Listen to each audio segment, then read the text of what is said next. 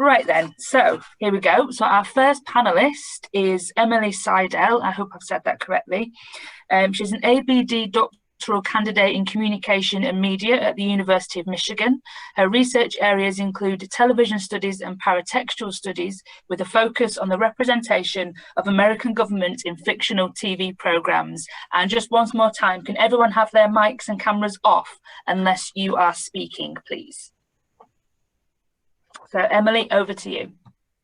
Great, thank you. And if I can ask for just a verbal 2-minute, because when I'm in presenter view on PowerPoint, I won't see the chat notification. Yeah, sure, I can go 2 minutes. That's fine. Fantastic. Cool.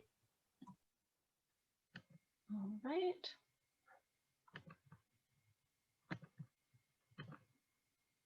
Okay, we should be set up. Excellent. And I'm going to apologize for any sort of technical difficulties in that I am juggling a screen, analog paper notes, as well as a timer to keep track of time, because this is the world we live in now.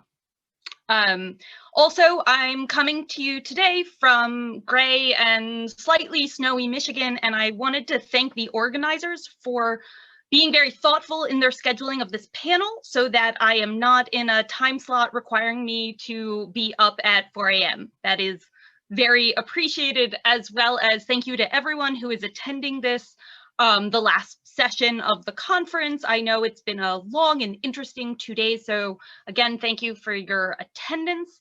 I would also like to acknowledge that I am located on the traditional territory of the Anishinaabe people, and through these words of acknowledgement, their contemporary and ancestral ties to the land are renewed and reaffirmed. So, time marches on, or does it? Nostalgia as threat in contemporary fantasy television.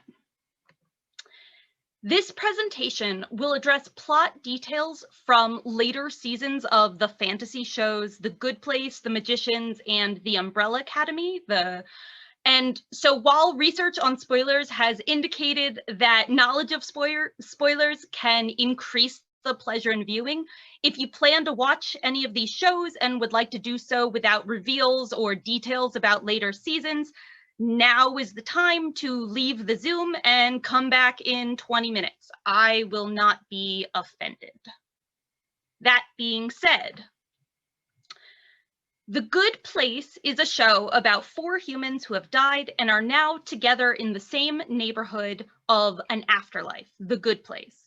Eleanor Shellstrop, played by Kristen Bell, quickly realizes she is not intended to be there and works to earn her place by becoming a better person with the help, witting and unwitting, of the other characters. The Magicians is a television adaptation of the Magicians book series by Lev Grossman. In the TV version, Quentin Coldwater, played by Jason Ralph, is admitted into Breakbills for graduate school in magic. He befriends other students there, and together they, along with the magicians outside the formal education system, help to save the world of Fillory, the series' Narnia analog, as well as saving the source of magic itself. And finally, The Umbrella Academy is adapted from the comic book series by Gerald Way and Gabriel Ba.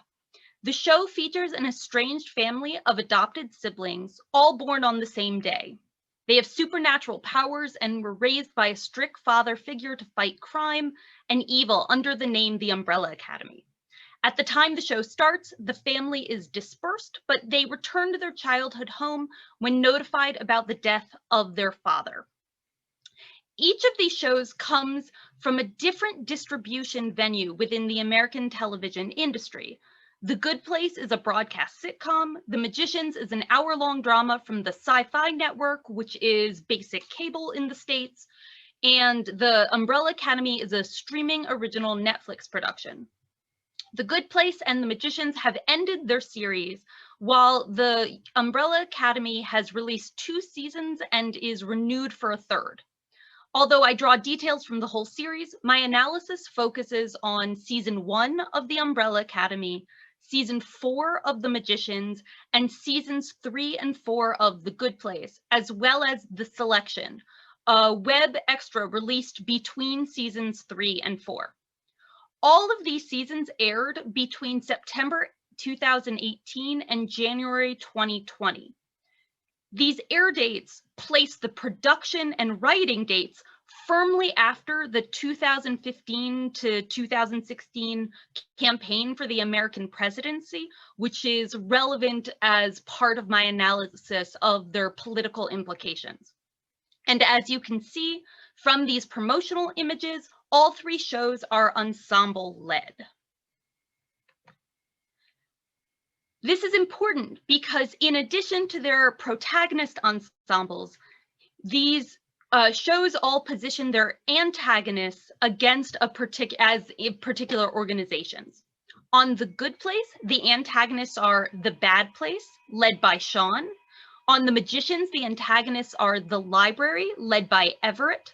And on The Umbrella Academy, the antagonists are led by a character named The Handler. In this presentation, I will argue that the mid-century designs and ideologies of preservation, through these, the antagonist bureaucracies act as proxies for Trumpism.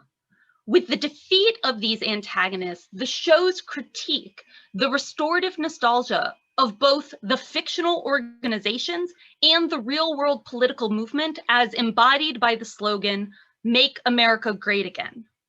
However, the shows simultaneously dilute this critique through their inclusive casting, divorced from the realities of post-war America. So through this talk, I'm going to look at how time is made strange in the first place in these shows, how the mid-century style is made visible as well as the ideologies are articulated, and then I'll look at how nostalgia connects these shows with the political movement of Trumpism. So why examine the representation of time in these TV shows? There are more explicit themes, the uses and abuses of power, kinship and sacrifice, and what do we owe one another? The moral questioning articulated on The Good Place. However, each of these shows also highlights the estrangement of time through both the narrative and the use of the televisual format. Each show has a location that is positioned as the contemporary real world. And in addition to this real world, each show has at least one other space in which time moves differently. The Magicians introduces this time shifting in its pilot by contrasting the gray and snowy winter of the real world with the colorful sunny springtime of Brakebills University. It continues this misalignment of time with the contrast among Brakebills, the Neitherland, an in-between space, and the fantasy kingdom of Fillory. The Umbrella Academy shows the estrangement of time through the age displacement of the character 5. Although all the siblings are born on the same day at the same time, his character has accidentally traveled to an apocalyptic future, stayed there for over 40 years, and returned to the contemporary present of 2019 to inhabit his younger body. This contrast between his mental age and his physical age of 13 is played for humor throughout the series. Additionally, the main plot of the first season of The Umbrella Academy revolves around Five's attempt to avert the apocalypse, thus changing the timeline and erasing the future he experienced. Finally, The Good Place introduces a concept called Jeremy Bearimy to describe how time moves in the afterlife as compared to the real world. In this way, hundreds of years can pass in the afterlife with little change happening in the world we recognize. In addition to time displacement, these shows emphasize time repetition with variance. The Umbrella Academy uses the discrete boundaries of episodes to demonstrate this variance in episode 6, The Day That Wasn't, and episode 7, The Day That Was. These episodes start from the same moments, but 5 absence or presence alters subsequent decisions and events. The Good Place uses forms of repetition to mark the beginnings of seasons 2, 3, and 4. After the reveal at the end of season 1 that the characters are not in the Good Place and instead are being tortured in an afterlife experiment, season 2 begins exactly the same as season 1.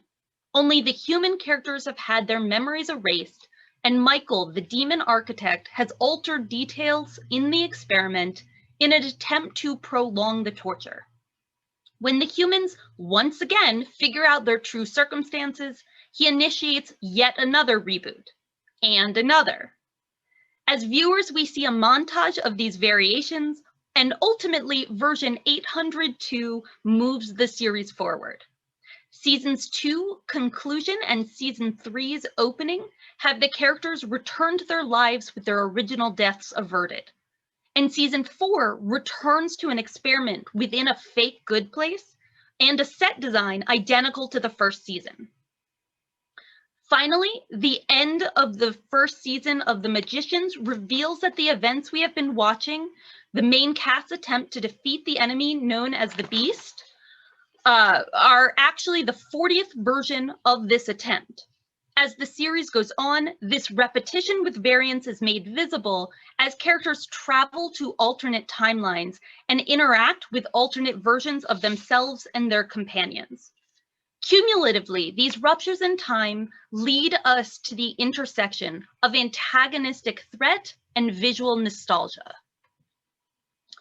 So these 4 images capture the mid-century art design of The Bad Place.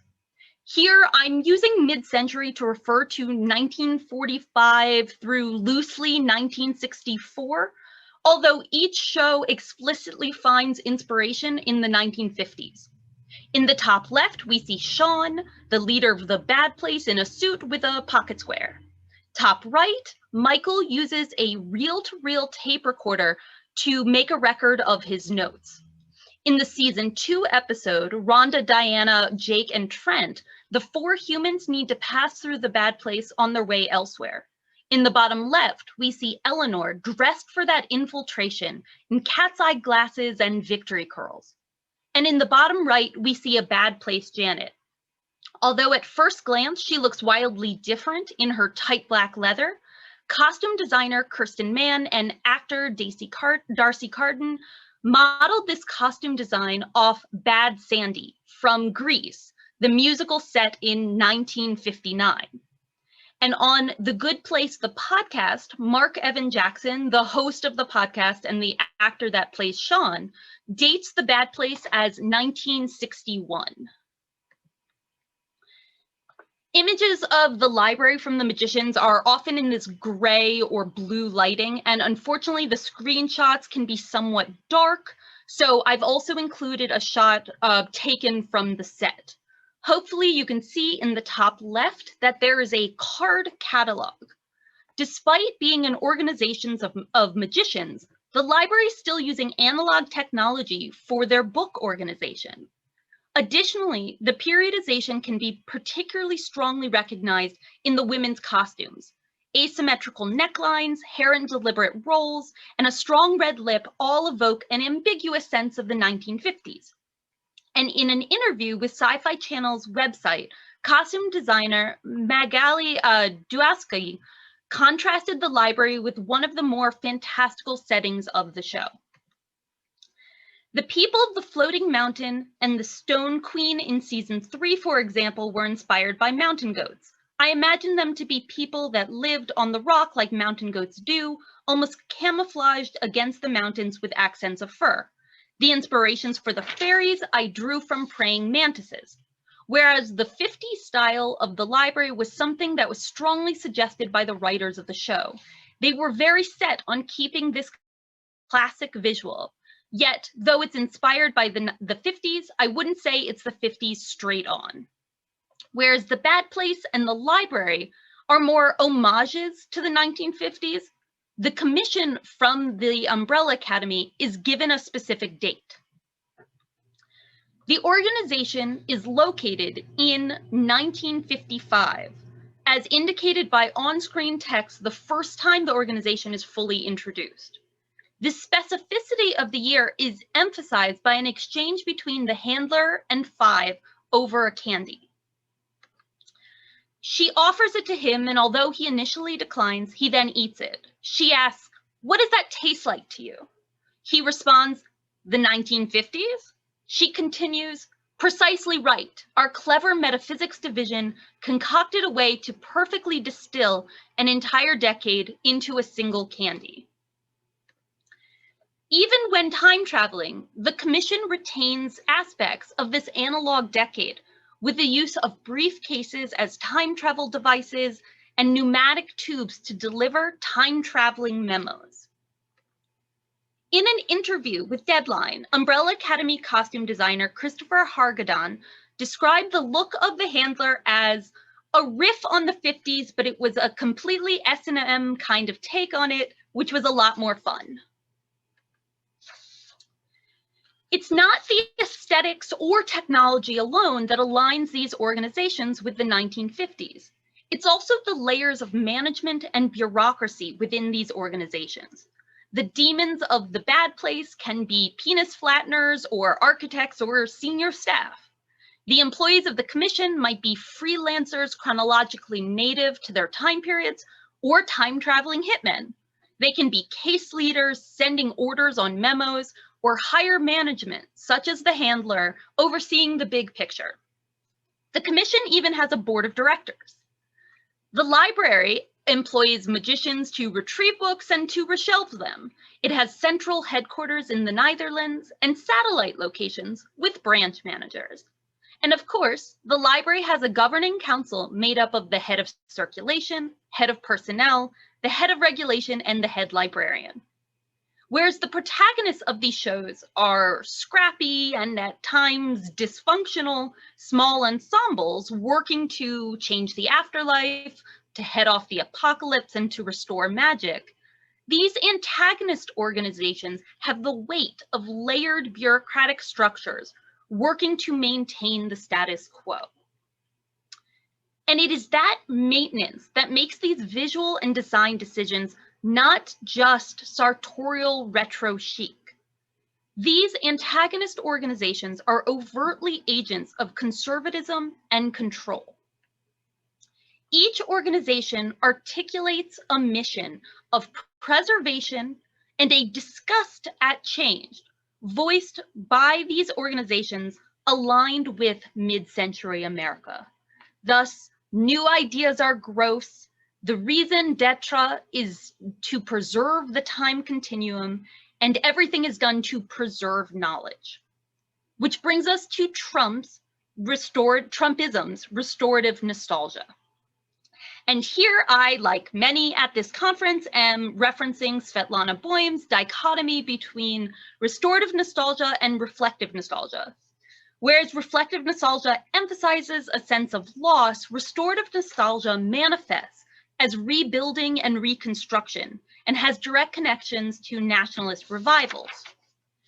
The work that the costume designers, set designers, and prop designers are doing on the show literalizes that rebuilding through their nods to the 1950s.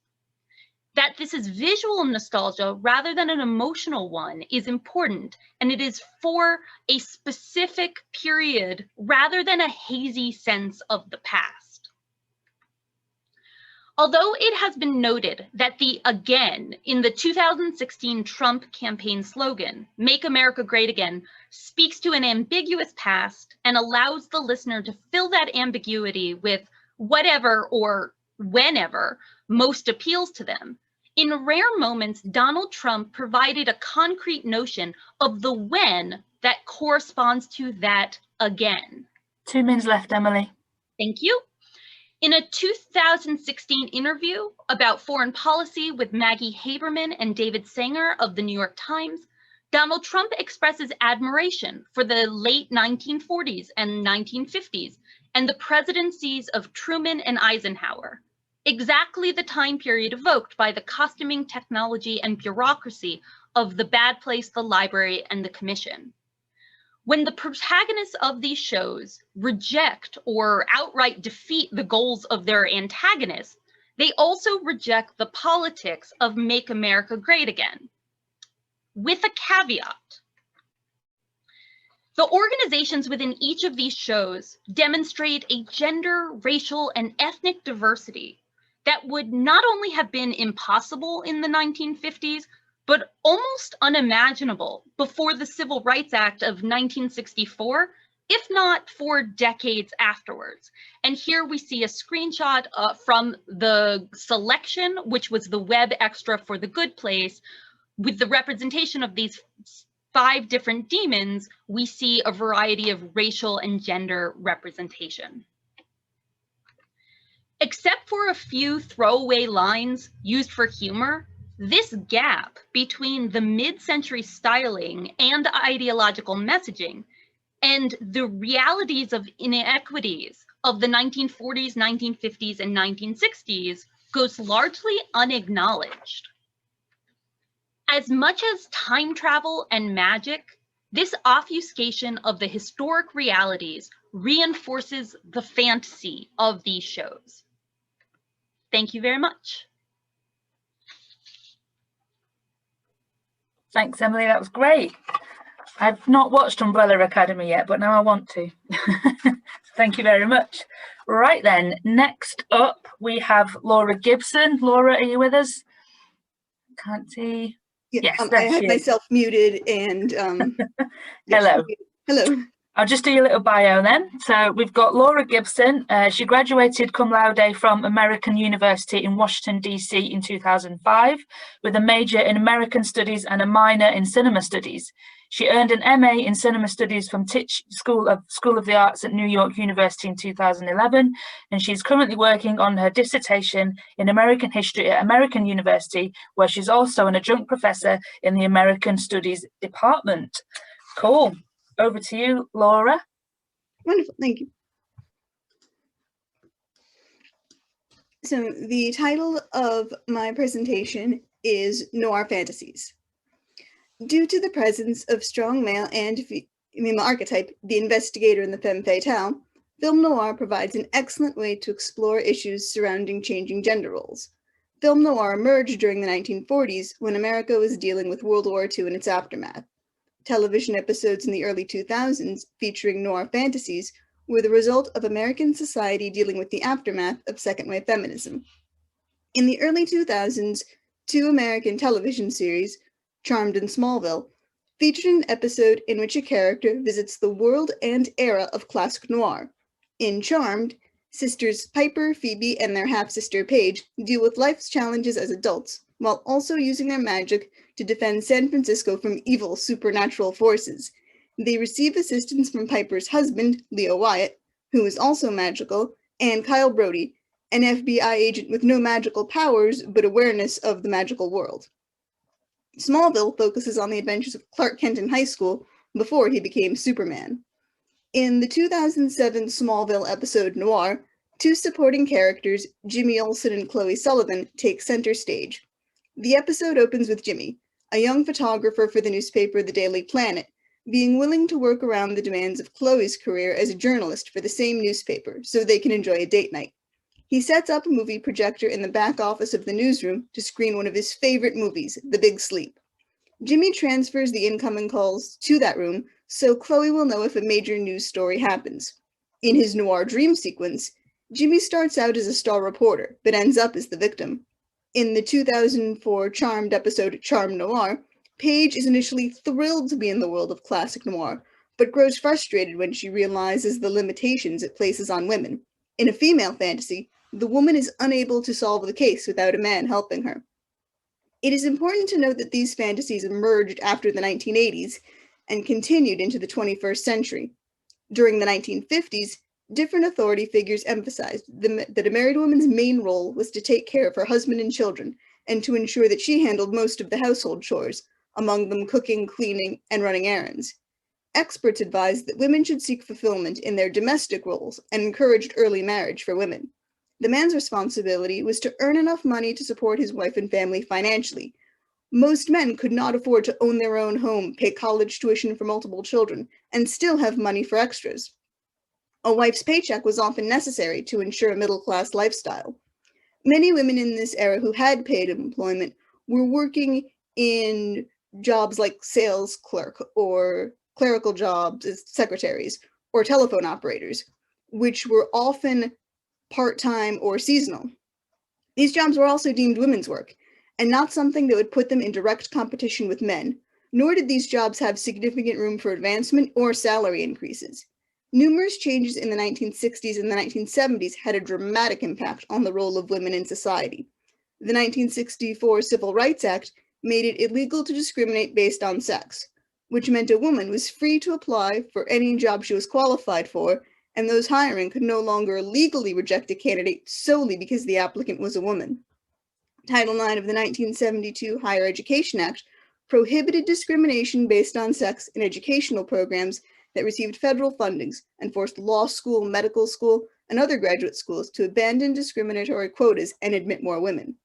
When oral contraception became easier for unmarried women to obtain, women could finish graduate school and establish themselves in their chosen field with a significantly reduced risk of an unplanned pregnancy. By the 1980s, there was growing acceptance that women were no longer working part-time for pin money or help the family afford little extras. Instead, there was recognition that women were having long-term careers like men. By the early 2000s, women made up almost half of the entering class at many law schools and medical schools. This meant that women were competing with men for spots in college, graduate school, and the workplace as equals. Men had to adjust to these changes. The noir fantasies emerge out of this cultural and social transformation. Film noir originally emerged during a similar period of cultural transformation. World War II created new opportunities for women in America because men had left their jobs to serve in the military. Women who, in an earlier era, would have left high school for marriage, now graduated and proceeded to work in war-related jobs. Wartime needs drew many women who had not previously worked into the paid labor force. Women during this era were earning significantly more than they had been before the war. Prior to the 1940s, it would have been unthinkable for women to hold many of the jobs in manufacturing that they worked during the war. For the first time, many women were enjoying financial and social independence. Before the war, many women would have never left their home to socialize at night without a man to accompany them, but during the war years, they were spending time with other women in public after work. World War II brought significant changes in the existing social order, especially in what constituted appropriate roles and behavior for women. While the source material for film noir were novels from the 1930s, it is significant that the major studios produced the cinematic adaptations in the 1940s. While there are many plot lines in film noir, the most common one for the television fantasies is the investigative thriller, in which a detective seeks to expose a criminal conspiracy to restore order. The character types in these stories usually include some combination of the investigator, a victim, a friend who turns out to be a traitor, gangsters or other types of criminals, as well as a mysterious and beautiful woman. The client's original request will often envelop the detective into a much larger criminal conspiracy. Literary scholar John G. Caloetti notes that an important plot point is that the hard-boiled hero encounters a beautiful and dangerous woman in the course of his investigations, and finds himself very much drawn to her, even to the point of falling in love. Sometimes the woman is his client, sometimes a figure in the conspiracy. This figure, the femme fatale, who often plays an important role in the criminal conspiracy, is dangerous, because while she may tell the investigator that she loves him, she may also be trying to deceive him to accomplish her own goal. The noir hero is often in doubt over whether or not he can trust her. The investigator will have to sort out the betrayals, deceptions, and double crosses that are a part of the plot, which features murder, fraud, theft, and adultery. Appearances are often deceptive, and characters that at first seem meek and mild turn out to be criminal masterminds. The world of film noir is often thought of as a man's world. Cinema studies professor Christine Gledhill notes that the plots of the thriller/detective story offer a world of action defined in male terms.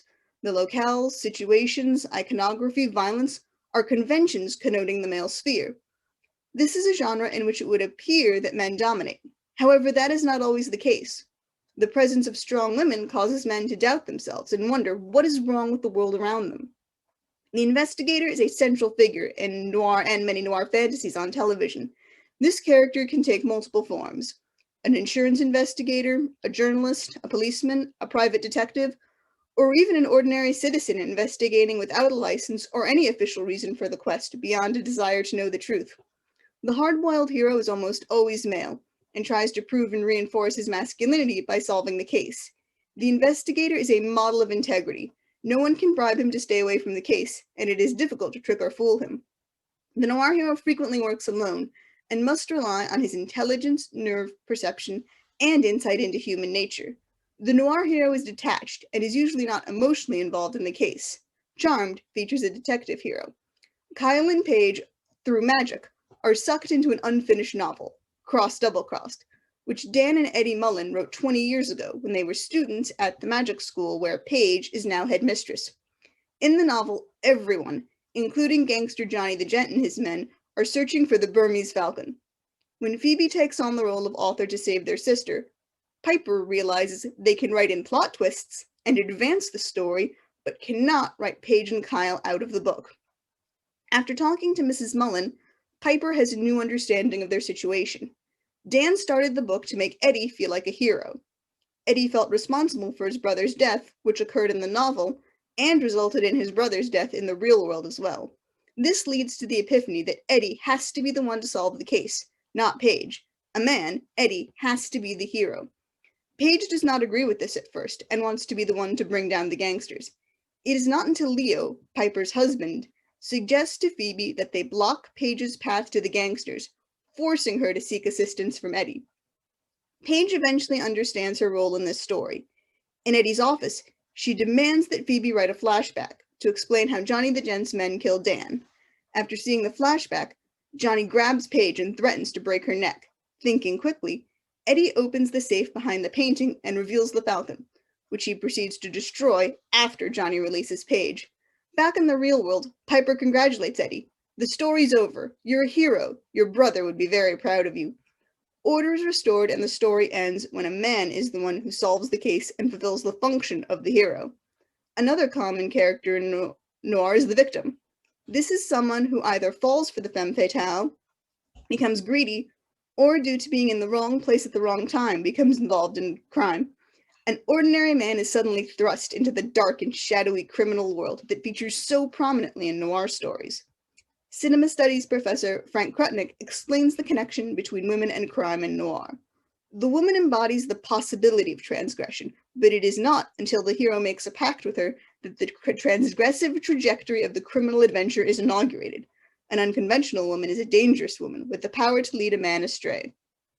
In Smallville, an investigative hero, reporter Jimmy Olsen, turns out to be a victim. In his noir fantasy, Lana Luthor hires Jimmy because she thinks her husband Lex is planning to kill her. To assist Jimmy, she pays him and gives him a matchbook from the Talon Club, a local night spot. At the Talon Club, he spots Clark Kent, a new reporter at the newspaper who claims to be one of the good guys. However, Jimmy is suspicious of Kent. Lionel, Lex's father, tells Jimmy that while Lex makes a big show of leaving the club, he does not immediately return home. Jimmy follows Lex and discovers that Lex and Lois Lane, who is a singer at the club, are having an affair. During a prearranged meeting a day or two later, Lex explains that he plans to divorce Lana, not kill her. Lex warns Jimmy that you're not the first sucker she spun in her web, but you better get out before you stick.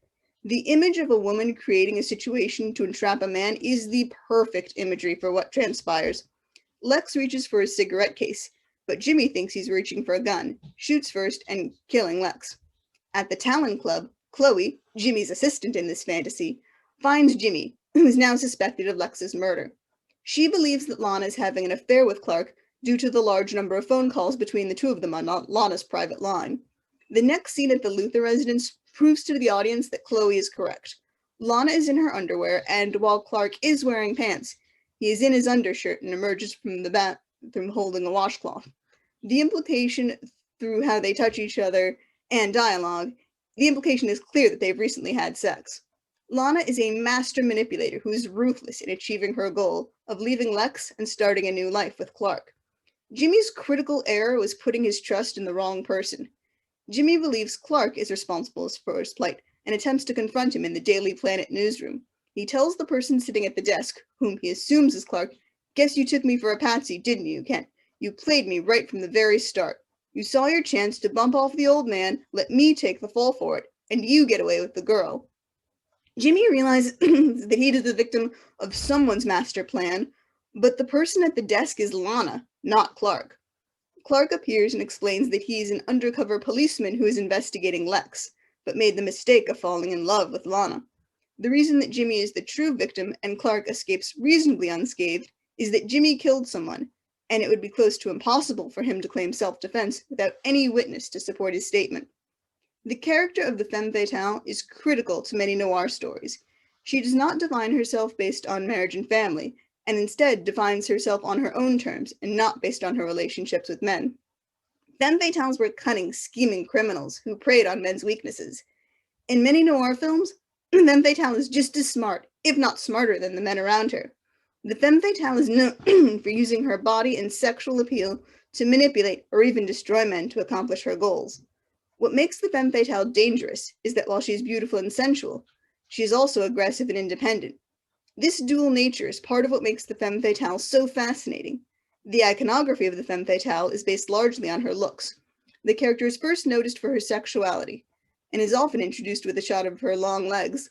Lana in Smallville is a classic femme fatale. When she first gets out of her car to meet with Jimmy, she's filmed from behind, revealing only her legs. The camera tilts up to show her in full frame, walking away from the camera. The scene then shows a frontal view of Lana's legs as she walks towards the camera, which is followed by the camera tilting up again. Jimmy is initially wary of her and reminds her that your old man's gotta own half of Metropolis, not to mention a certain building at 1000 Broadway. Big globe on top. Just talking to you could lose me my job. He believes that Lana is dangerous because of who her husband is, not because of what she is capable of. This is often an element in noir stories. The client is the femme fatale. Lana is a master manipulator who is ruthless in achieving her goal. Her grand plan was to remove both Jimmy and Lex so she could be with Clark. Retro noir uses the characters and storylines of classic noir to comment on present-day struggles over gender roles. According to literature professor Jansby Wager, in retro noir, nostalgia implies a reactionary call for the return with a vengeance of masculinity and the repression of femininity. By setting the stories in the past, the creative team can escape demands for stories with a feminist viewpoint, and allows them to tell stories that present dated gender roles with less fear of a backlash from feminist pressure groups. In retro noir, the mysterious and beautiful women exist, but they are not the powerful and intelligent femme fatales from the era of classic noir. Women in retro noir do not drive or control narrative events to the extent they did in classic noir. Charmed has a woman of retro noir. Early in the episode, a teacher at the magic school expresses disdain for the novel Double Crossed, based solely on the cover image of a man in silhouette holding a gun. Paige defends the novel. The 30s were a fabulous era, okay? Drama, passion, intrigue. Shortly after entering the novel, two well-dressed men approach Paige and Kyle in a slightly threatening manner. Paige confidently tells Kyle, "Let me handle this." She believes she has a better understanding of this world due to her familiarity with it. In an attempt to blend into their new surroundings, Paige and Kyle break into a clothing store and change into era-appropriate outfits, so they will be less noticeable. When Paige steps away from the screen she has been changing behind, we see her legs first, before the camera tilts up for a full reveal of her wearing a sheath dress with a plunging V neckline. Kyle admires her and remarks, "You may not blend in very well in that outfit there," and she replies, "Well, I'm thinking as long as we're down here, we might as well have some fun." She views this fictional world as an enjoyable place to be, despite the danger. After Paige and Kyle find Eddie's office, she uses her sexuality to flirt with Eddie and play the woman in need, so Johnny the Gent will leave them alone and allow Kyle and Paige to have a private moment with Eddie. After corrupt police officers arrest them later in the story, Phoebe realizes she knows exactly how Paige can escape. Phoebe says to herself as she writes, "Femme fatale, flirt with him, Paige, flirt with him." Paige obliges as she says to the officer, "Maybe I'm just crazy. Crazy for cops. Tough cops. The kind of cops that'll arrest your heart and make you long for a life sentence. Know any cops like that?" As she grabs his tie and pulls him towards her. Although the viewer does not see it, Paige explains moments later that she knocked out the police officer and stole his gun. She has some of the traits of the femme fatale, but does not completely fill the role. The femme fatale rarely uses her sexuality to help the hero solve the case. Charmed and Smallville revisit the era of classic noir to comment on gender roles. Noir is unique in that it features two strong archetypes, which both men and women find appealing: the investigator and the femme fatale. In the male fantasy of Smallville, the investigative hero turns out to be the victim, due to his involvement with a woman. The female fantasy in Charmed responds to the power noir stories grant women, but ultimately comes to understand the limitations of that power.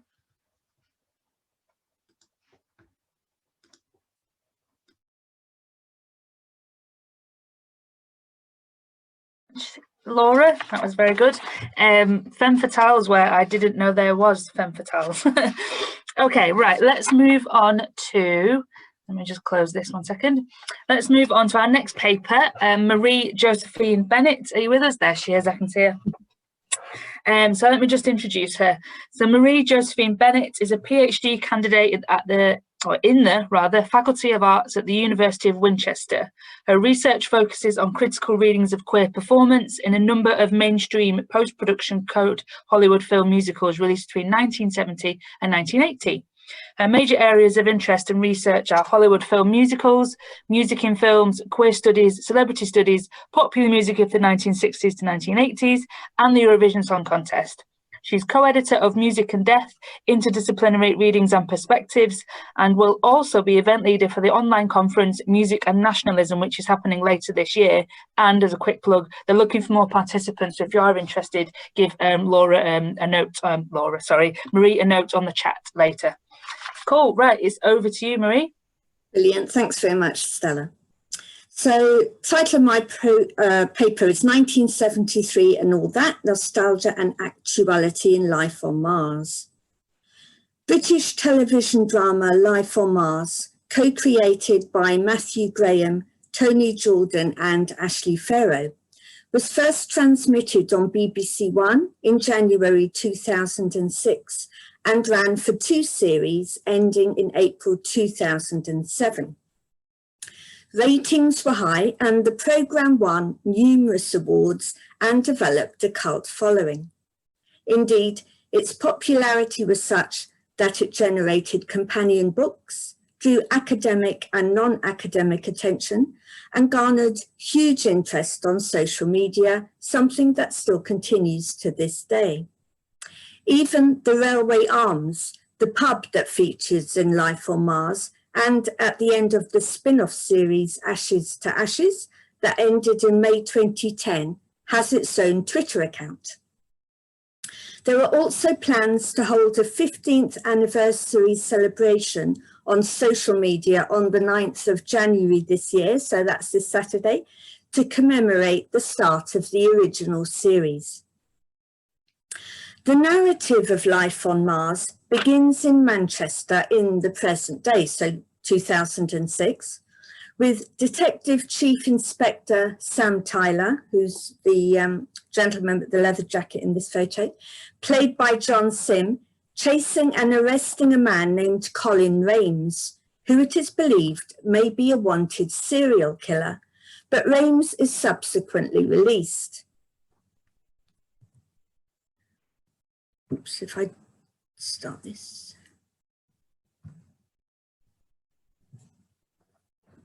Sam is in a relationship with a fellow officer, Maya, but it becomes apparent that they are having some problems.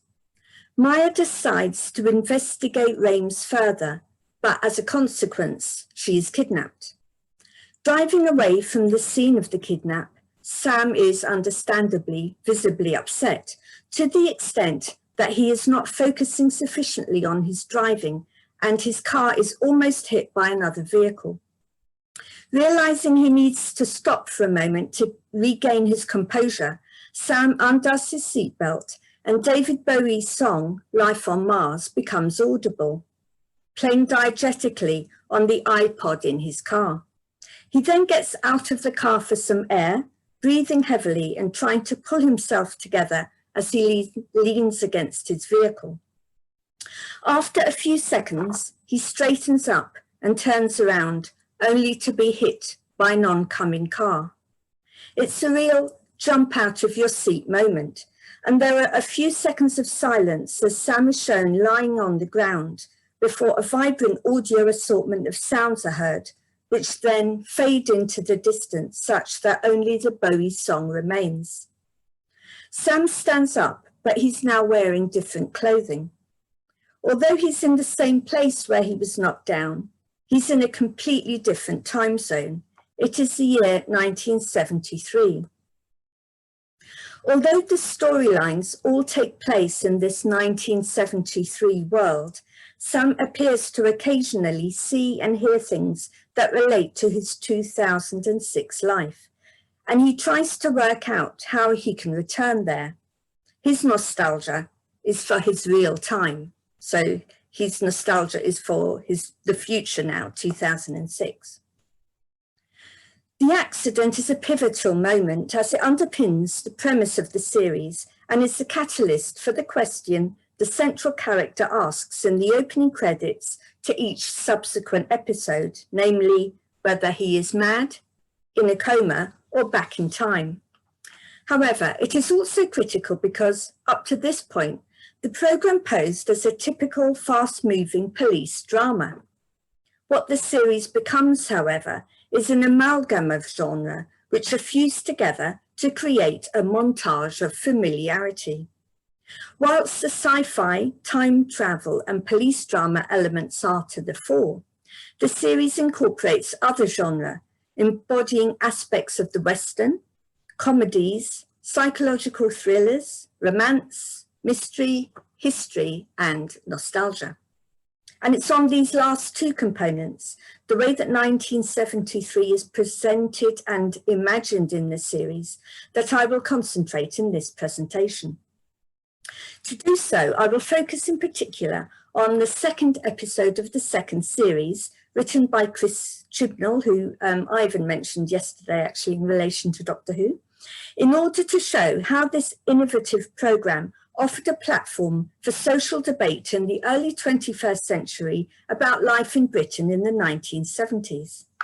As I will argue, the episode is paradigmatic of the way that the narrative content of life on Mars extended beyond an arguably superficial, rose-tinted, nostalgic fantasy version of the period, and instead additionally highlighted many of the prejudices that existed at the time. Indeed, Sam becomes our 21st century guide through a time portal to this particular view of the past. Many of these prejudices are expressed openly by Sam's new boss, Detective Chief Inspector Gene Hunt, played by Philip Glenister. Gene is outwardly reminiscent of maverick Detective Inspector Jack Regan from The Sweeney, a police drama that ran between 1975 and 1978, although you can still see it on terrestrial TV now, and differed from most previous television cop shows in that it was more hard-hitting and violent and was viewed as more realistic, in inverted commas, as a consequence. Furthermore, Regan and some of the other officers did not always stick to the letter of the law, doing whatever they felt was necessary to catch and convict villains, including physical and verbal intimidation. Regan was portrayed as a heavy drinker, smoker, and womanizer, characteristics replicated in Gene Hunt, whose heavy-handed tactics and swaggering machismo are admired by the gum-chewing, chain-smoking men who work for him. Glenister generally delivers Gene's often witty and acerbic lines with a deadpan expression, and his methods contrast with those of Sam, who wants to do everything by the book. Gene does, however, have a moral compass, albeit a slightly distorted one, and he does listen to Sam's suggestions, such that the two men gradually develop a mutual respect for one another and indeed support each other. As well as being in an environment void of the familiar technology available to the police force in the 21st century, Sam is understandably shocked by some of the methods employed by his new colleagues in order to get a result. As would be expected, he frequently reprimands them for what they say and do, although this is usually to no avail.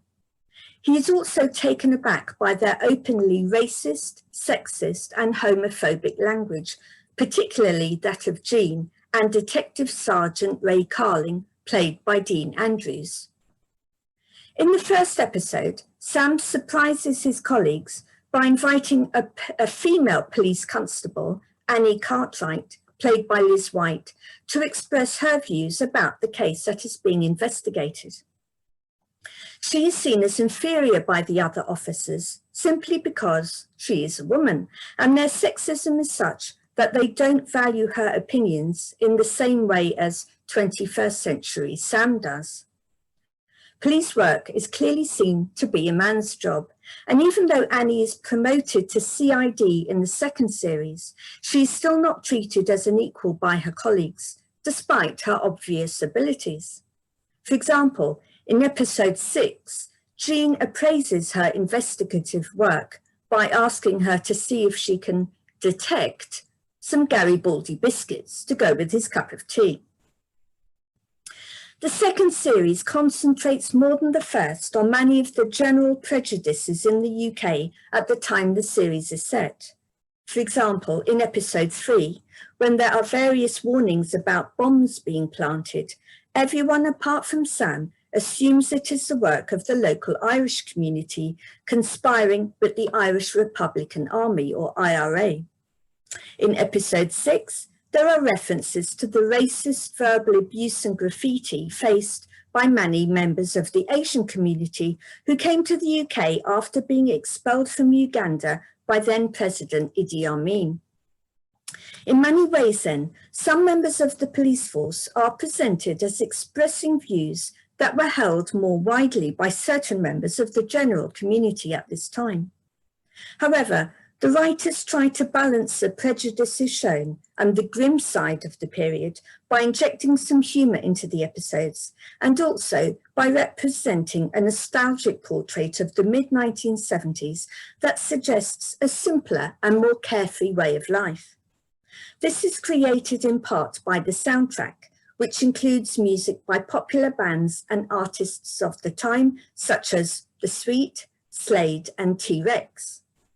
There are also references to long-forgotten popular products or places of the period, such as Greenshill Stamps, the aftershave High Karate, and Burnley Inn restaurants, which would be remembered by many older viewers and would be associated with their younger years when they perhaps had more freedom and fewer responsibilities.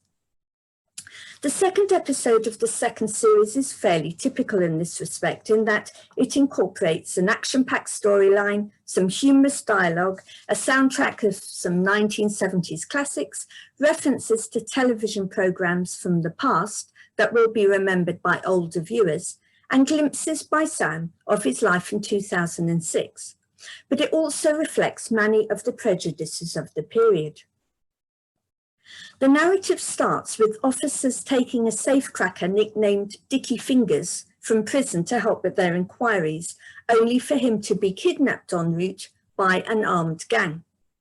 As Jean reprimands them in his office for their incompetence, Annie brings in a cup of coffee for Jean and Sam.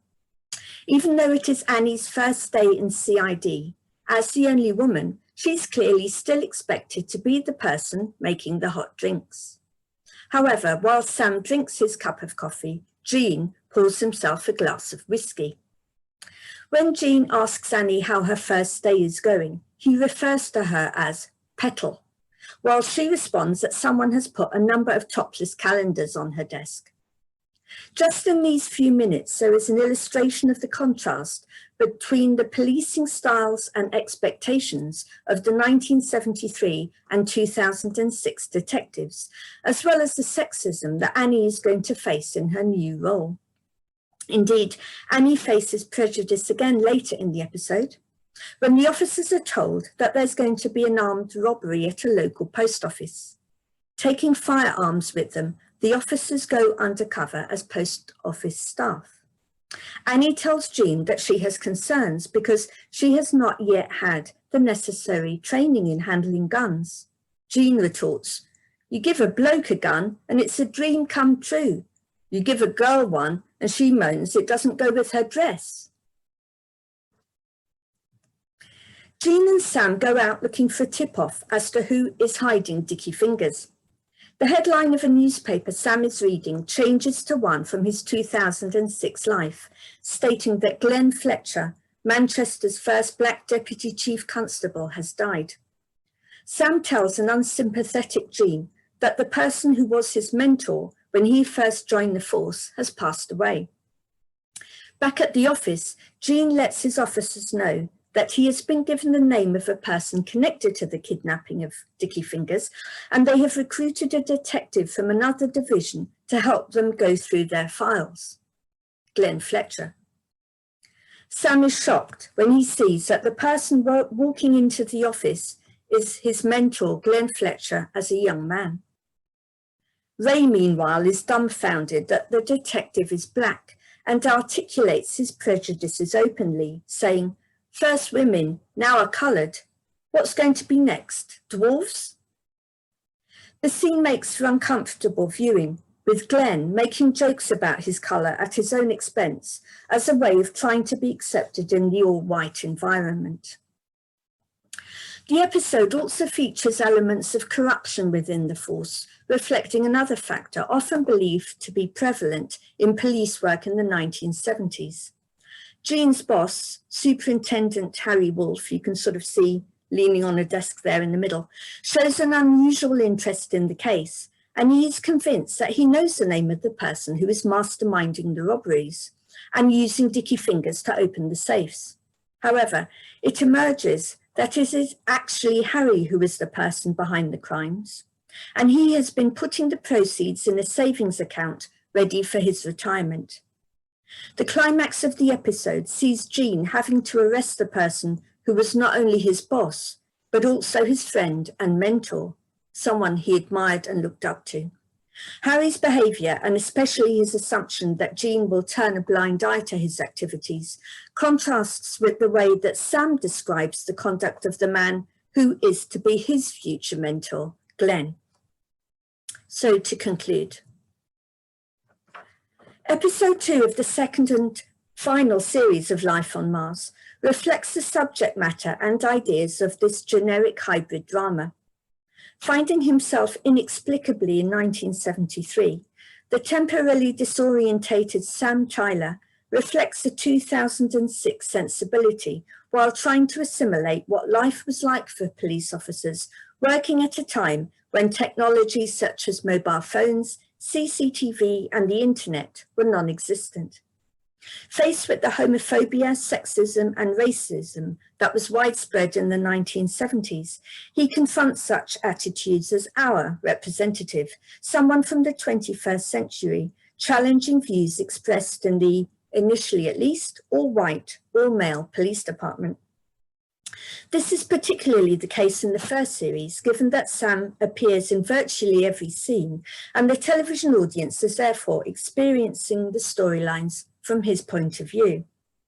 While Life on Mars offers, in part, a humorous and nostalgic look at a time when seemingly everyone knew one another and the police were more visible, given that there was always a bobby on the beach or on a bike, it also shows the unsavoury side of life in 1973 in an unsentimental manner. As well as more general discussions about the series as groundbreaking, the programmes offered opportunities for discussion about the way 1973 is presented and encouraged debates regarding the way things have changed or not changed in 21st century Britain. Thanks very much. Thanks, Marie. That was great. That was really fascinating. Again, I've not watched Life on Mars, but I think all these papers with all the interesting things that people are saying is making me want to watch loads of stuff. My watch list is just getting longer and longer and more impossible. Okay, right. So we have our last paper of the conference by Louise Coopey. Hope I'm saying your name correctly there. Yeah, you are. Thank you. Right, so I'll just introduce you then. So Louise Coopey is a PhD researcher in film and television at the University of Birmingham. Her main research interests concern representation and the construction of identity on screen. Her PhD thesis focuses on the sociological construction and visual representation of the 21st century other within the era of complex television. exploring how meaning relating to identity manifests within character development arcs through the lens of HBO's Game of Thrones. That sounds great. Anyway, Louise's chapter entitled Where the Streets Have No Shame, Queen Cersei Lannisters, because guess what? I've not watched Game of Thrones either. Quest for Alternative Patriarchy was published in December in television and cinema, Saints, Sinners and Survivors. She is also writing a chapter on the show's Epic Nines episodes for Manchester University Press's forthcoming Moments of Television collection. So let's see if you can make me want to watch Game of Thrones. I'll do my best. Let's just put this up for a start off. Right, share. There we go. Okay. Right. My research largely concerns the representation of characters identifying as female in Game of Thrones, which is a television show that has been a significant contributor to the evolution of the medium during the last decade. It directly challenges representational binaries while expanding the scope of what is possible on TV. The richness of the diegetic story world created and the complexity of the long-form narrative spanned 8 seasons in total, and it allowed me to explore how characters like Daenerys Targaryen, Cersei Lannister, Arya Stark and Brienne of Tarth are othered within a patriarchal society. It was built upon well-established gender roles, which I examine, and I also examine the mechanisms they use individually to push back against them. Each of these characters rejects typical gender roles in favour of forging their own path through the crisis sparked by the deaths of King Robert Baratheon and his Hand of the King Ned Stark in the first season, and then the subsequent rapid decline of the status quo. The multifaceted nature of the character's development has meant that my work includes a wide range of themes, ideas, issues, all of which influence female representation. For instance, one such issue is the fact that the show evades neat genre classification. It borrows visual markers from fantasy, but precedents are also taken from horror. Its hybridity is a key element of the development of the show's story world and facilitates the development of a cultural and political nostalgia that is often ingrained in the construction of imagined pasts. The purpose of such sentimentality is not to celebrate an era in which destructive masculinity was fetishized, but to challenge it, demonstrating that transformation is a necessary element of human existence if societies are to grow and thrive. I tweeted earlier saying I don't think the show as a whole is necessarily nostalgic, but there are certainly nostalgic elements that are very important in the construction of characters. And that's where I'm going with this paper. Now, Game of Thrones' imagined pseudo-medieval past is based on a chivalric order and its associated masculine codes of honour. However, it subverts the order by positioning the highborn, armour-wearing, skilled warrior woman Brienne of Tarth as what Yvonne Tasker and Lindsay Steinberg label a nostalgic chivalric ideal. Positioning a female character as the ideal is subversive and challenges the productivity and validity of the nostalgic longing for the patriarchal status quo. As such, in this paper, I will argue that Game of Thrones navigates this nostalgia by providing an alternative to the patriarchal power that sustains it, an evolution which is made possible by genre hybridity. Now, the first draft of this paper was actually double the length of what I've been allowed to present today. So I apologise if I skirt around a few bits and pieces here and there as far as the analysis is concerned. Now, the genre hybridity of Game of Thrones delimits the show, providing opportunities and possibilities that would otherwise be constrained by generic features and frameworks. For instance, horror adheres to a broad formula that facilitates the emergence of the other, a threat to the established social order and its norms. Mark Yankovic states that, quote, the structure of horror narratives are said to set out from a situation of order, move through a period of disorder caused by the eruption of the horrifying or monstrous forces, and finally reaches a point of closure. The original order is re-established, end quote. The period of disorder is often ended by a reassertion of the status quo, steeped in a nostalgic past that's driven by a longing for the stability of the dominant ideological order. Now, Thrones challenges this narrative pattern, but it does take advantage of other horror tropes. For example, horror narratives are predisposed to identify and destroy the other, mediating the threat it poses to the symbolic order in the intervening period. Now, the genre is defined by a preordained power structure that has a formal order and focal point of power from which relations are conducted, determined and managed. In the context of Thrones, the focal points of power are hegemonic masculinity and patriarchal control, both of which mark the starting point for the seductive nostalgia that underpins the continuity of failing social and political structures in Westeros. This, in turn, positions the threat of the other as a key dimension of the show's premise. In contrast, the fantasy genre does not share horror's formal structures, instead providing a means of navigating power relations in the non-linear fashion that is identifiable within Game of Thrones. The fantasy genre provides an ideal space within which to explore issues of unity, fragmentation, time, space, and the self of the binary, because it evades the limits of human condition and its realities, while being able to draw upon social and moral hierarchies that tether it to social, cultural, and political contexts.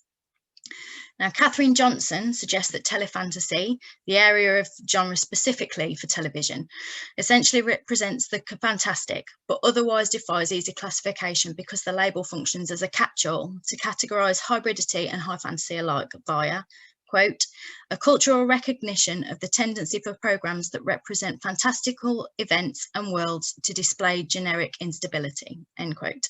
In this sense, the genre-based framework does not preclude the inclusion of horror tropes and narrative patterns where they can elicit specific outcomes. The unreal therefore links fantasy and horror, allying the two despite profound differences. Now, the convergence creates a unique liminal landscape, alliteration, that nurtures Game of Thrones themes, complex narratives, and characters. The fact that Thrones broadly evades neat genre classification provides it with the freedom to push boundaries of established norms and form new narrative structures, thus creating discursive connections that address aesthetic and representational forms. It also uses this freedom to challenge the status quo and the nostalgia it tends to be couched in, to create an urgent need to fend off change. In Game of Thrones, that necessitates scrutiny of the powerful patriarchal system and the use of chivalric nostalgia to maintain it. Now, chivalric nostalgia is linked to the mythological figure of the warrior, who is symbolically important because he connects masculinity and power. The chivalric ethos that guides the warrior is embedded within a complex socio-cultural system that defines the behavioural, social, and cultural ideals of knighthood, which are establishing order and an internalised set of expectations. Warriors are present in Thrones' pseudo-medieval landscape, and many serve in the King's Guard. Ostensibly, they do all of the above. Actually, they're allowed to behave with impunity because they can do exactly as they please within the structures that are in place. Homage is paid to Westerosi warriors whose deeds are recorded in the Book of Brothers, a tome that mythologizes them, always get that one wrong, and ensures that the past is safeguarded and enshrined in a nostalgic form of selective hero worship. In life and death, they occupy a sacred societal position that contributes to the maintenance of the masculine chivalric tradition. The gendered ideals and expectations expressed in the chivalric tradition are used to regulate society and enforce norm. The warrior himself is the protector and guardian of the status quo, embodying it in even structures of power and underpinning the notion that history is composed by those who have power. Social identities are therefore formed by warriors, proliferated by them, and maintained within the structures they create. Consequently, mythology establishes the warriors as a protector of the patriarchy and a subjugator of women, who are automatically cast as weak, passive, vulnerable. The warrior woman, on the other hand, directly challenges the stereotypes associated with the chivalric tradition, and where she embraces chivalrous values, she also challenges the nostalgic narrative that is generated by her mythological masculine counterpart. Although the chivalric nostalgia serves to exclude her, her existence serves to fundamentally challenge the mythological landscape. In the case of Game of Thrones, genre hybridity is key to understanding this and achieving it. The chivalry of the warrior woman embraces a nostalgic vision of lost social and moral hierarchies of the fantastic, while encroaching on the horror-based fear of the other. As such, Brienne of Tarth exhibits the dichotomy of the figure, tapping into warriordom and its masculine-facing nature, while also embodying its antithesis. In doing so, she effectively subverts the masculine chivalric idea and highlights the unsustainability of chivalric nostalgia. Although the intersection of genre hybridity and chivalric nostalgia gives rise to figures who may challenge the latter, it's notable that the warrior woman embodies a more modern form of chivalry. It provides an alternative to the power that nostalgia wields over the present and the future of society, both on and off screen. It's Brienne's desire to be a warrior, but this gives rise to masculine fears of empowered women. Brienne feeds those masculine fears via chivalric values, as it is evident from her very first appearance on screen. Now, the initial introduction to Brienne in the 3rd episode of the 2nd season occurs by way of chivalric discourse through performance. It casts her as a monstrous spectacle, but oddly not immediately as a woman. Instead, her gender is only revealed after her skills with a sword. The scene features a battle between knights in full armour, the choreography of which adheres to traditional games. The 2 knights doing battle positioned in the centre of a circle of men who are thoroughly engaged in the violence, cheering 2 participants on as they circle each other, swing their swords and test their physical strength and weaponry skills. At the end of that clip, where it was actually revealed that one of the highly skilled warriors who are performing in the centre of that circle is the Knight of Flowers, who's another name for Solaris Tyrell. Before the end of the battle, it's made quite clear that he is Marjorie's, who is the queen sat there, it's her brother, but he's also won tournaments previously in the show. So the audience is privy to knowledge that he's one of the most accomplished warriors in Westeros. Now, but the armour serves as a disguise overall, and it's not revealed that the other is Brienne of Tarth until her opponent yields. The audience is already privy to the fact that most warriors are also men, so it's a shock when it's revealed that Brienne is the other one, especially as there's been no hint that there are warrior women prior to that in the 1st season. However, as you can see there, she easily overwhelms him and forces him to concede, thus demonstrating a physical prowess that is typical and expected of a knight. Her armour presents Brienne as Lorys's equal, thus framing chivalric values as a leveller that encourages onlookers to judge Brienne on her capabilities as opposed to her status as a warrior woman. Fantasy facilitates this gender deviation from the norm, and Brienne immediately becomes the chivalric ideal, thus pitting nostalgic function of the games against the reality of modern society. Despite that, she's not a knight because women cannot actually achieve that status in Westeros, which is laughable in the context of her victory. But she does break a glass ceiling when she is granted a place in Renly's Kingsguard, which is a reward for beating Lorys. This marks the start of a shift from myth to modernity within the show that is eventually completed by Brienne achieving her ultimate ambition. And in A Knight of the Seven Kingdoms, which is the 2nd episode of the final season, she becomes Knight of the Realm.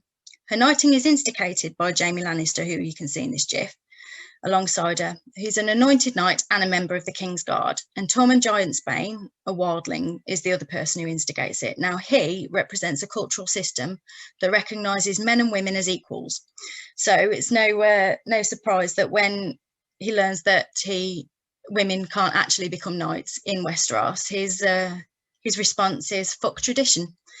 The scene itself is troubling because it should be Brienne's triumph, but instead she is a passive participant who does not say a word in a ceremony underpinned by male self-congratulation. Toby Evans' reading of this scene effectively draws attention to this, stating that Brienne, quote, looks around the room with teary eyes and a wide smile, grateful to this group of powerful white men who acknowledge her as an equal, end quote. The status of a warrior woman as an equal disrupts the paternal order, as per Horror. But the ceremony is more destabilising because it tries too hard to empower her while removing her voice, resonating with fantasy. This paradox is indicative of an incoherent approach to Brienne's position that stops short of dismissing the influence of chivalric nostalgia, but does go some way to challenging its stranglehold on societal norms and ideals. The patriarchal structures remain standing, but the possibility to subvert its norms via the horror-based challenge of the other, and fantasy's inversion of the real, presents modern chivalry as a more meaningful alternative to the nostalgic view it overtly rejects. Between her introduction and the ceremony, Brienne is subtly contrasted with those knights and noblemen who are tasked with upholding chivalric values and maintaining their nostalgic appeal. She emerges as the more chivalric warrior every single time.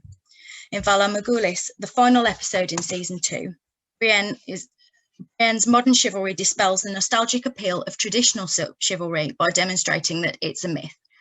She is confronted by 3 stark men who laugh at her because she's a woman, a typical response to her identity. But the scene juxtaposes their respective motivations, honour and performative masculinity with hers really well.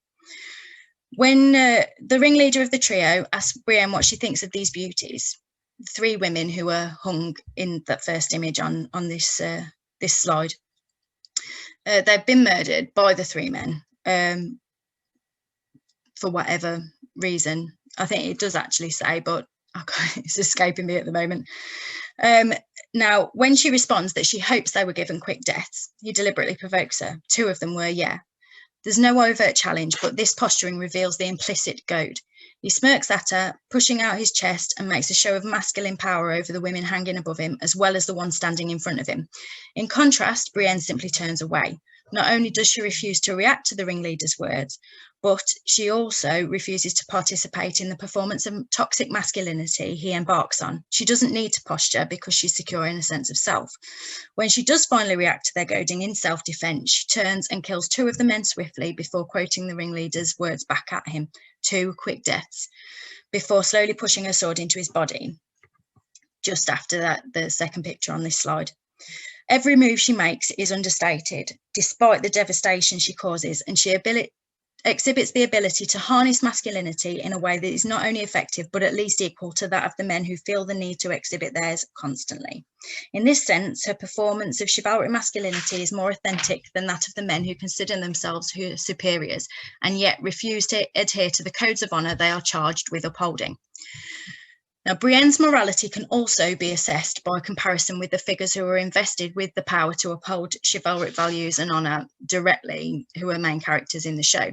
So Jaime Lannister, for instance, is the traditional idealised knight, but he's not coded as either honourable or worthy of that label as Brienne is when the 2 first meet. Instead, Jaime's beyond reproach as a member of the Kingsguard, but he's morally questionable. He pushes Bran Stark out of a tower window at the end of the first episode for discovering his incestuous relationship with his sister. It's explained that he stabbed the previous king, Aerys Targaryen, in the back, despite being his trusted guard, and he attacks Ned Stark in the street of King's Landing just a few episodes later. All present him as unsuitable to uphold the chivalric values that Westeros is built on. His view that vows are dispensable leads Ned's wife, Catelyn, to declare, quote, "You are no knight. You have forsaken every vow you ever took. Brienne is a truer knight than you will ever be, Kingslayer." Meant as a scathing criticism of Jaime, this declaration doubles up as a criticism of the social hierarchy of Westeros and the limitations that patriarchy imposes on gender roles. Despite being more committed to chivalry and more suited to the role of the knight than Jaime, her gender precludes it. In condemning him, Catelyn condemns the mechanisms that subjugate women and also provides a flat rejection of the nostalgic esteem in which the knight is held.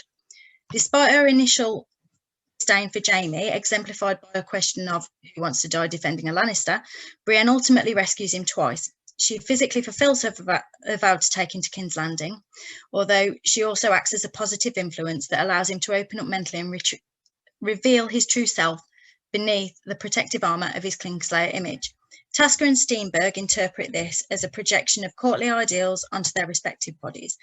Quote, "Jaime Lannister is a beautifully tragic man in the process of redeeming his honour, and to Jaime, Brienne becomes an ideal of knighthood uncorrupted by the greed of his family ambitions.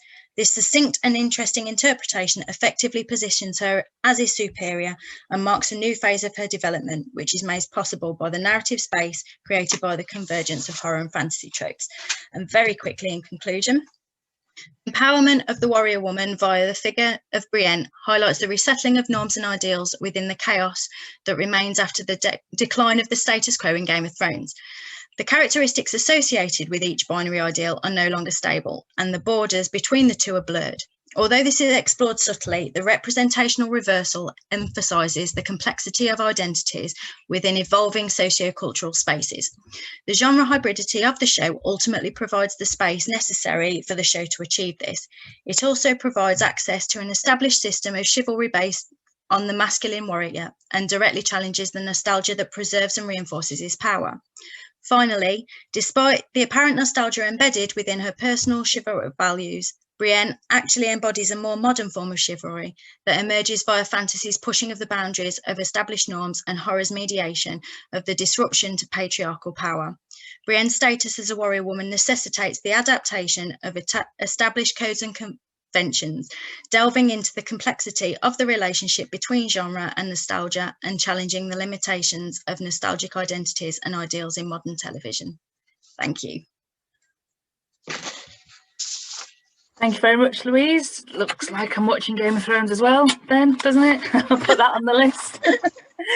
Right then, can I bring all four of our panellists back? If you can all pop your cameras on so that I can see that you're alive and well and you've not given up on Zoom, which will be understandable as well. All right then, so anybody got any questions for any of the panellists or to throw at all of the panellists? Oh, here we go. Andy McCormack straight out of the gates. Right, so this is to everyone. So it says, thank you for really interesting papers. Question for Louise. I wonder how figures like Brienne and Daenerys might challenge or weaponize in-world nostalgia for mythical Westerosi grief. Watch Game of Thrones, Stella. Warrior women like Nymeria or the first time. Fucking hell.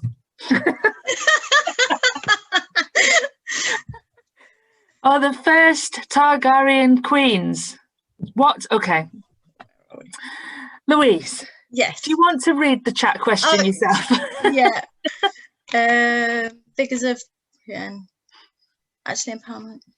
Yes. That the final thing that you've said, Andy, actual empowerment of women like them is frustrated in Westeros, despite the idealization of heroines. I completely agree with that. I find that the more I watch Thrones, the more different things I see, especially towards the end when the showrunners essentially ruined it, let's face it. But it's sorry, Stella, just spoiler in advance. I saw it all over social media that everyone should just ignore the last season. Is that correct? When I've rewatched it, it hasn't been as bad as I thought it was to start with. So just watch it a couple of times and it'll be better. But they don't push as far as they should do, really. Given that essentially the women that they champion are excluded from any form of power in the end, apart from Sansa, who wasn't a warrior woman and was actually presented as a more compliant individual up until a certain point. One thing I would say with that though is that I'm very interested to see where HBO actually go with the new show that they're bringing out, considering that is supposed to be focusing more on the women and how they wield power as well. So not all is lost there, but I think it's significant as well that Brienne she's still essentially at the top table at the end, but she is taking orders from others. So they do well to push the boundaries, but they don't quite go far enough for me. Good point. Any other questions for any of our other panellists?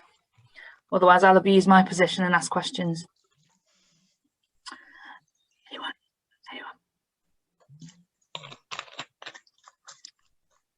Okay, then. I'm going to ask a question. I'm going to ask a question to Emily, if that's okay. So you're talking about these notions of different experiences of time in all the series that you were focusing on, and I was wondering if you thought, as I was listening to your paper, about whether they're kind of representing how there's problematic cultural things in American history that just seems to keep repeating itself, like we keep seeing the same problems over and over again, and probably will continue unless things get better. Wonder what you thought. So I think that the shows, so I'm going to expand my answer to include the Umbrella Academy's second season, which I did not include in this analysis because the commission is disrupted in the second season. But the second season of The Umbrella Academy, the whole sort of family time travels to the 1960s. And that takes a little more assertive position on racial relations. It's not always done perfectly. It's not always done well, but that show does sort of make it explicit. The Good Place has moments of humor where they talk, what I said about sort of throwaway lines. There are moments of humor actually acknowledging, I can think of one in particular where they acknowledge immigration rights, right? And one of the characters, who's sort of a doofus most of the time, makes a throwaway line about who would turn away immigrants. That's just silly. So there are these moments, but larger structures of the show, I think, don't acknowledge the problematic histories. Interesting. I wonder if there's space where they could do, maybe if they do more Umbrella Academy. I think they've announced they're doing a third season, haven't they? They've announced the third season. Yeah. Any other questions for anybody else? People can just speak as well. Because I'll keep going, I've got lists. Oh, here we go. For Louise, agreed with Life on Mars.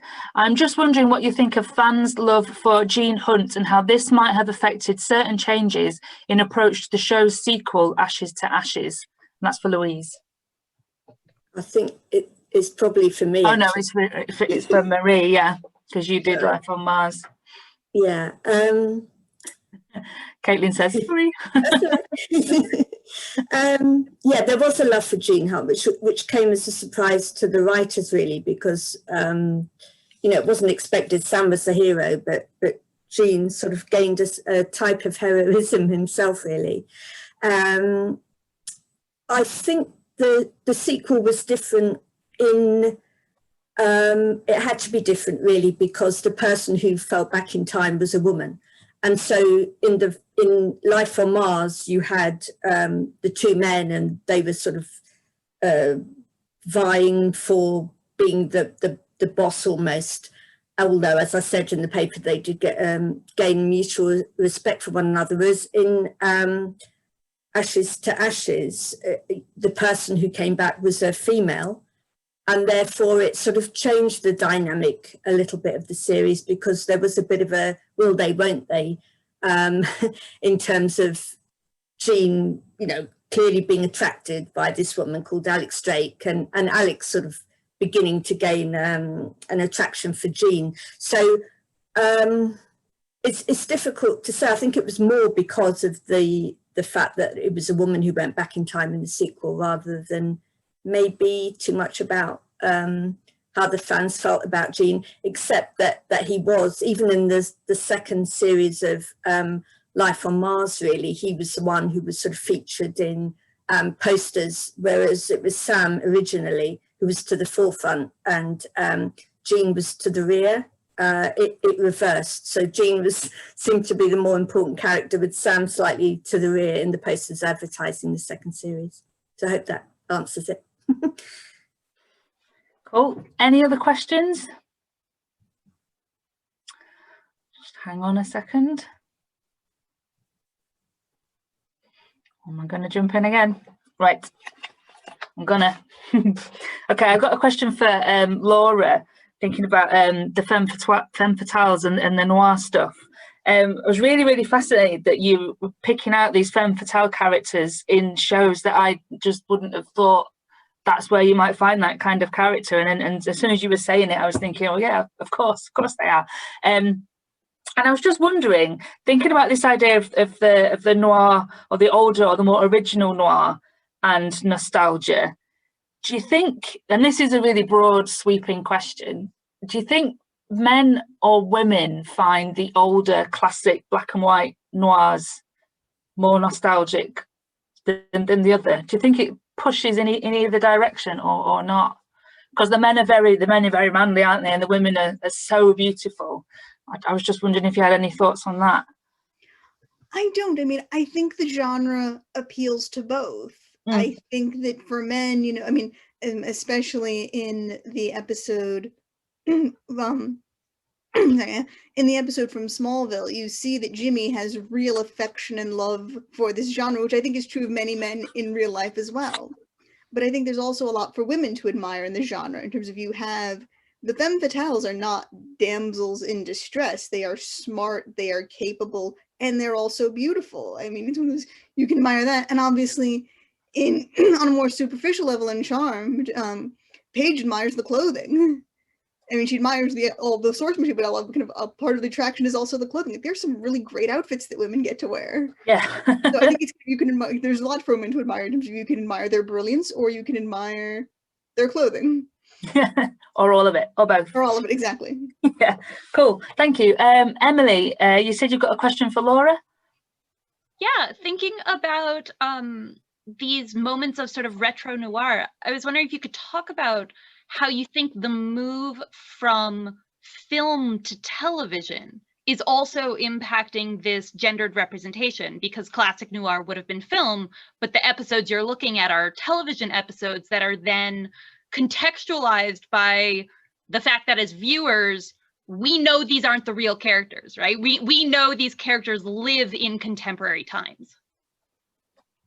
So sorry, I'm going to, I mean, I think kind of based on, I think it's more about just the writers of the individual shows than the jump to television. Because you have in Smallville, you have Lana, who is very much the classic femme fatale. Like, she would not be, that character would not be out of place in any noir movie from the 40s. But Charmed is doing something different. Charmed is doing more of a kind of, I would say Charmed is more retro noir. Charmed is more about playing around with the genre a bit, whereas I think Smallville is kind of playing the genre straighter. Cool. Any other questions from anybody else? Or are we ready for what it says on the programme as closing conversation, which I assume Caitlin's going to do? Any other questions? Or I'm going to hand it back to the amazing organisers. Sorry, no, not a question. I wanted to thank everyone for organizing this, who's involved.